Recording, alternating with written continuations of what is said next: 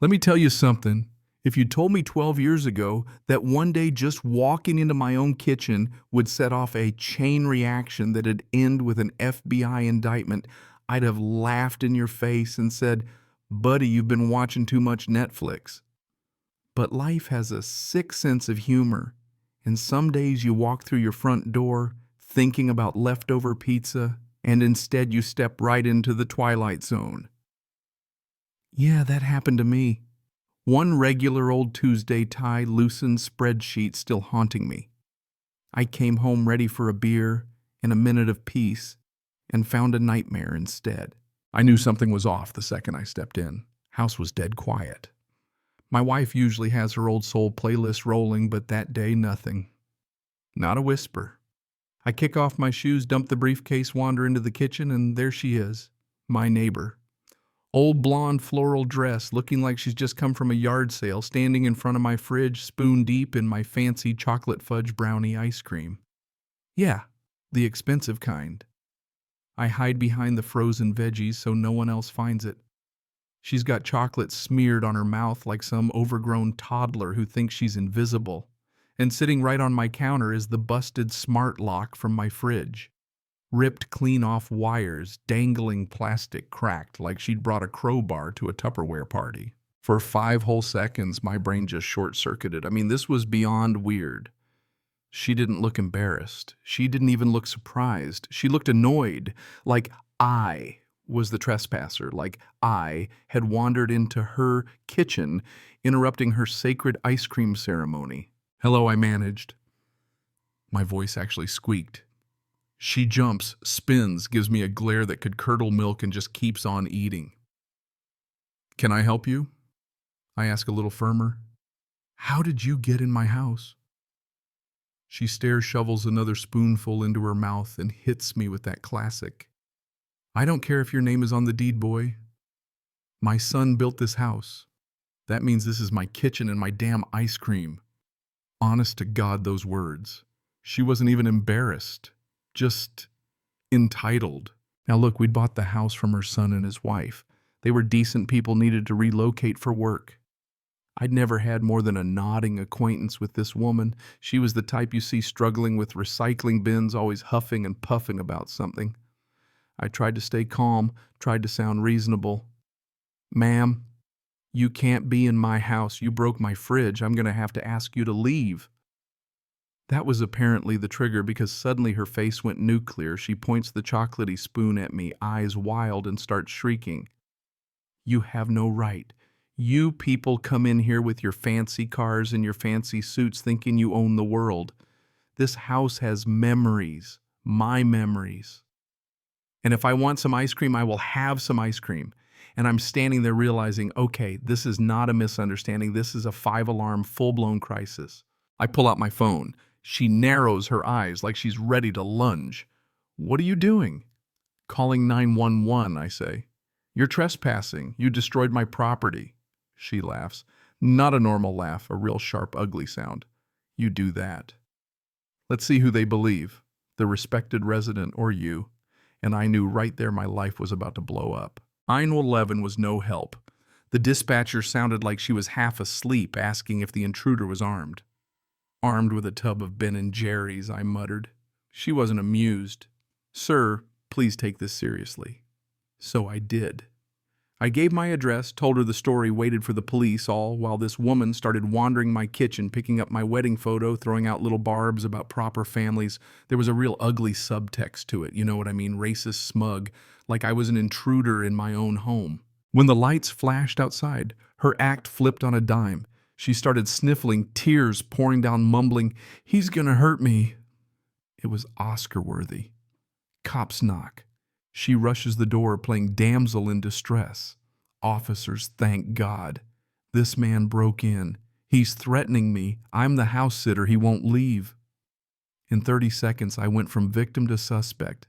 Just like that.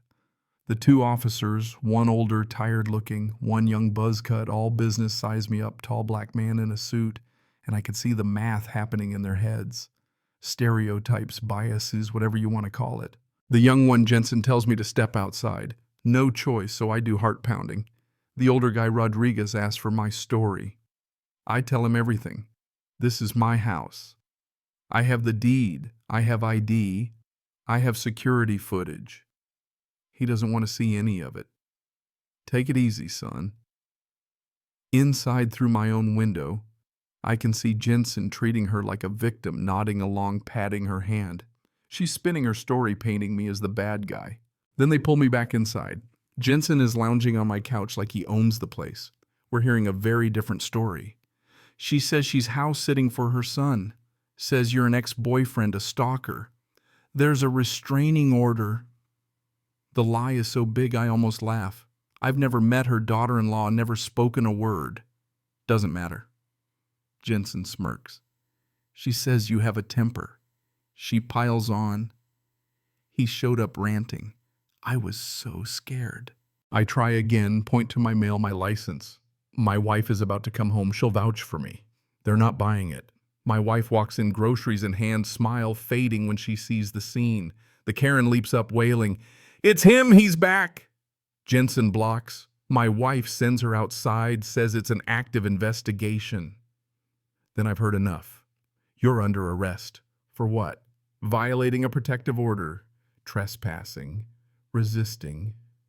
I lose it. This is my house, and suddenly the cuffs are on. They walk me out in front of the neighbors, everyone peeking out, judging. In the squad car, my wife's on the porch, sobbing into her phone, calling our lawyer.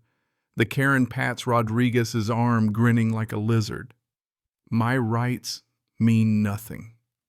At the station, the whole process strips me of dignity, wallet, phone, fingerprints, mugshot. I get one call. My wife's already at the lawyer's.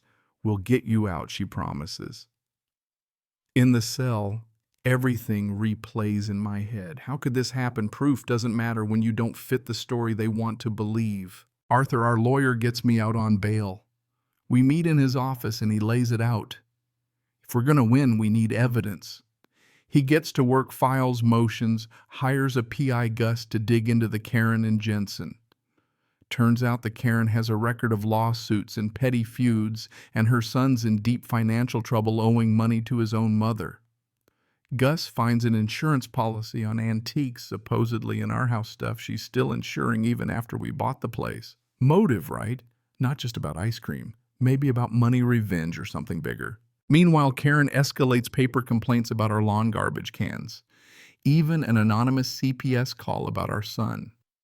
Social workers search our house, check our baby, apologize, leave, but the damage is done. We're prisoners in our own home, neighbors looking at us like we're troublemakers. Arthur's relentless. The restraining order is exposed as fake, but the cops and DA dig in on trespassing and resisting. Jensen's police report is a masterpiece of fiction.